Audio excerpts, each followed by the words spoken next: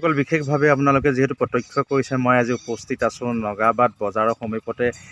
শুকানজান বুলি এখন যিহেতু গাঁও আছে। সেই গাঁওখন অৱশ্যে আপোনালোকে হয়তো বহুতো পৰিচিত হয়। গতিকে ইয়াত এজন ব্যক্তি আছে, যিজন ব্যক্তিৰ নাম হৈছে ভদ্ৰেশ্বৰ চুতীয়া। গতিকে তেখেতে মানুহৰ শাৰীৰিক মানসিক বিভিন্ন অসুখ বিসুখ তেখেতে ট্ৰিটমেণ্ট কৰি আছে। গতিকে বিভিন্ন জেগাৰ পৰা অসমৰ বিভিন্নজন মানুহে আহি ইয়াত যিহেতু ট্ৰিটমেণ্ট লৈছে, গতিকে আমিও আজি তেখেতৰ ওচৰলৈ আহিলোঁ। গতিকে আহি তেখেতৰ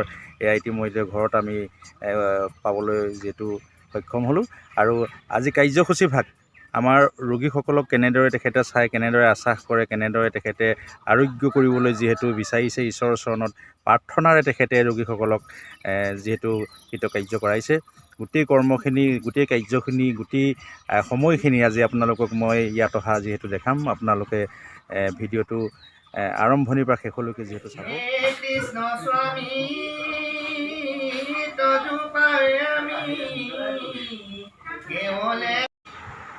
এয়া নিশ্চয় আপোনালোকে দেখিছে ভদ্ৰেশ্বৰ চুতীয়া বাসগৃহৰ ভিতৰত মই যিহেতু সোমাই আহিলোঁ। আৰু এই স্থানতে বিভিন্ন জেগাৰ পৰা অসমৰ ইটোমূৰৰ পৰা সিটোমূৰলৈ অহা যিখিনি বিশেষভাৱে চাবলগীয়া ৰোগী, তেখেতে ইয়াতে চোৱা চিতা কৰি তেখেতৰ ঈশ্বৰৰ চৰণত প্ৰাৰ্থনা জনাই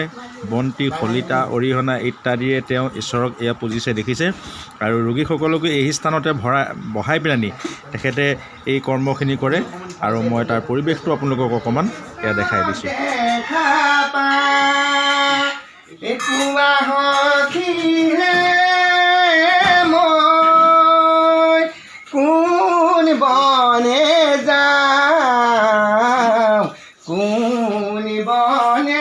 গলে প্ৰাণ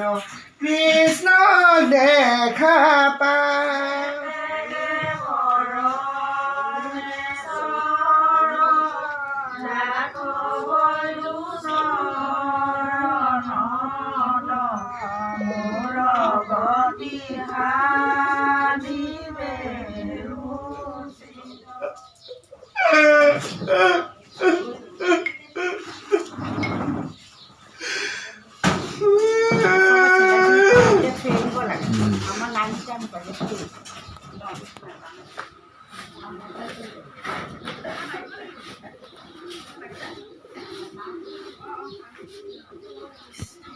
ৰাম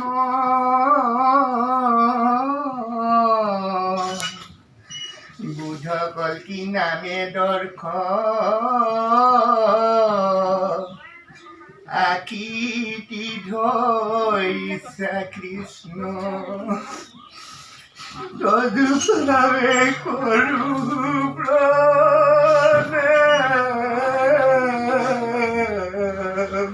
এয়া নিশ্চয় আপোনালোকে দেখিছে ভকতজনে পানী এচুলো দি আহি আছে প্ৰত্যেককে। এয়া তেখেতৰ সেৱাস্থলীৰ পৰা ঈশ্বৰক প্ৰাৰ্থনা গাই ঈশ্বৰ জপ কৰি তেখেতে এই পানীকণ প্ৰত্যেককে অকণ অকণ খুৱাইছে। নিশ্চয় আপোনালোকে দেখিছে, এয়া চাই থাকক, মই দেখাই আছোঁ আপোনালোকক। এয়া নিশ্চয় দেখিছে ভকতজনে প্ৰত্যেককে সেৱা দিছে মূৰত ধৰি ধৰি। ময়ো নাথৰ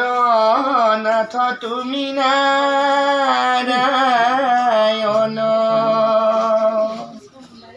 নাৰায়ণ হৰি ৰাম গোপাল গোবিন্দ ভজু তোমাৰ দুই পদৰ বিন্দ ভজু তোমাৰ দুই পদৰ বিন্দ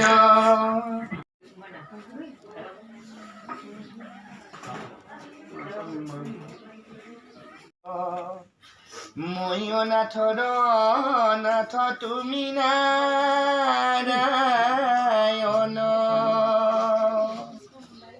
নাৰায়ণ হৰি ৰাম গোপাল গোবিন্দ ভজু তোমাৰ দুই পদৰ বিন্দ ভজু তোমাৰ দুই পদৰ বিন্দ কৰিলে বা হংস চক্ৰ ধৰি ৰাখা ভগৱতী সমস্তে তোমাৰ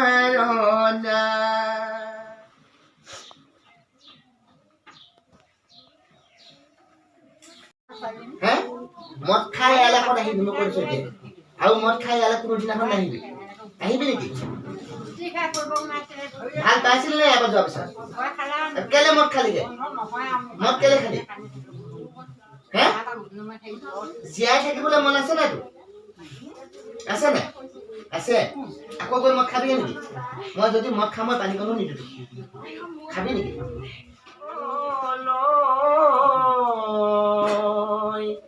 সাধু হং বিচাৰি তিনি ভুৱনে মিছা কাৰ্য হ'ল মোৰ এই জনমে মিছা কাৰ্য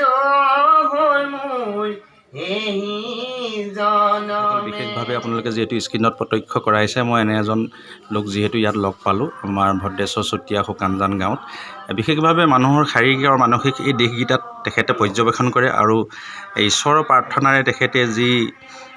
আৰোগ্য কৰিছে মানুহৰ বিভিন্ন অসুখ বিসুখবিলাক সঁচাকৈ বহুত শলাগ ল'বলগীয়া আৰু তেনে এজন ব্যক্তি মই আমাৰ ভদ্ৰেশ্বৰ চুতীয়া ঘৰত যিহেতু আজি উপস্থিত হ'লোঁ আৰু তেখেতক লগ পাইছোঁ মই আপোনাক পৰিচয় দিবলৈ যিহেতু বিচাৰিছোঁ দাদা নমস্কাৰ নমস্কাৰ আপোনাৰ ভাল লগা নামখন ক'ব মোৰ যোগেন চন্দ্ৰ গগৈ যোগেন চন্দ্ৰ গগৈ ৰাংচালি চাৰিআলি হয় আপুনি ইয়াত কি উদ্দেশ্যে আহিছে আপোনাৰ মই ঘৰখন চোৱাবৰ কাৰণে আহিছোঁ ডাঙৰ ল'ৰাটোৰ কাৰণে হয় হয় হয় বিশেষভাৱে আপুনি মানুহৰ পৰা কি শুনি পাইছে এখেতৰ মানুহৰ পৰা শুনি পাইছোঁ আৰু মানে ভাল বুলিয়ে পাইছোঁ হয় হয় এগৰাকী আই আহিছিলে হয় এই মৰাণৰ পৰা হয় এগৰাকীও এখেতে কি পানী দিলে নে কি দিলে সেইটো নাজানো মই হয় এই এখেতে খাই পেলাই ভাল পাইছে ন অঁ ঠিক আছে আপুনিও যিহেতু ইয়াত দেখাব আহিছে আমিও এনেকুৱা এটা বিশ্বাসতে বা ইয়াত উপস্থিত হৈছোঁ আৰু মোৰ চেনেলৰ থ্ৰুৱেদি মই বিশেষভাৱে আহিবলগীয়া বিশেষ যিসকল ব্যক্তি তেখেতলোকলৈকো অনুৰোধ জনাম গতিকে এখেতে খুব সুন্দৰভাৱে চোৱা চিতা কৰি মানুহক আৰোগ্য কৰিবৰ কাৰণে মানুহৰ শাৰীৰিক আৰু মানসিক যিবিলাক ভুগি আছে তাৰ ভাল এটা দিশ ঈশ্বৰৰ চৰণত প্ৰাৰ্থনা জনাই তেখেতে গোটেই চিকিৎসাখিনি কৰিছে গতিকে ভাল লাগিল আপোনাক লগ পালোঁ আৰু আপোনাৰ প্ৰতি সুস্বাস্থ্য কামনা কৰিলোঁ ধন্যবাদ